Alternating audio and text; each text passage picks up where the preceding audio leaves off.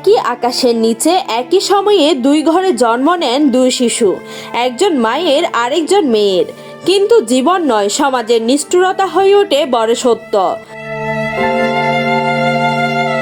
রংপুর নগরীর বাবুপাড়ায় কটাক্ষ সইতে না পেরে লজ্জা আর অপমানের ভারে মানসিকভাবে ভেঙে পড়েন মা।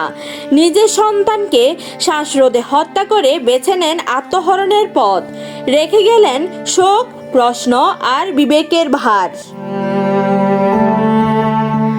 শনিবার সন্ধ্যায় অসুস্থ মা আর নবজাতক ভাইকে বাসায় রেখে ফোন মেরামত করতে বাজারে যান ষোড়শী পুষ্পিতা। ফিরে এসে দেখেন দরজা বন্ধ। প্রতিবেশীদের ডেকে দরজা খুলতে ভেতরে নিতর নীরবতা। ফ্যানের সঙ্গে ঝুলছে মায়ের দেহ, পাশে বিছানায় পড়ে আছে নিষ্পাপ ভাই নিঃশ্বাসহীন।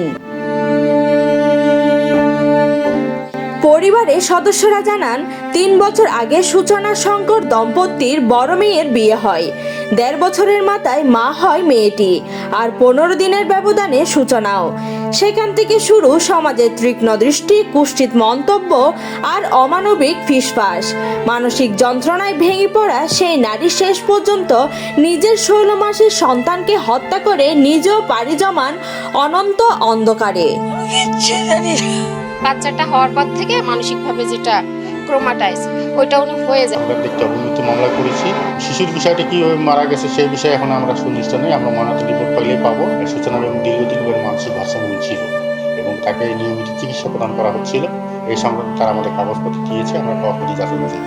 মরদেহ উদ্ধার করে ময়নাতদন্তের জন্য পাঠিয়েছে পুলিশ। মর্ন বিশেষজ্ঞদের মতে এ ঘটনা অসচেতন ও নির্মম সামাজিক দৃষ্টিভঙ্গির করুণ প্রতিচ্ছবি। পরিবারের পক্ষ থেকে অভিযোগ না থাকায় অপমৃত্যু মামলা করেছে পুলিশ। তবে প্রশ্ন রয়ে গেছে, একজন মায়ের জীবন কি সত্যি শেষ হয়ে গেল শুধু সমাজের কথার বারে?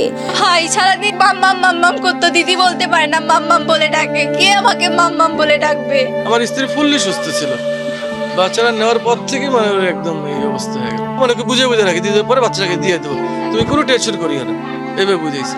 কিন্তু কালকে একদম মানে মেয়েকে সরাই দিয়ে। News desk, Hindus news.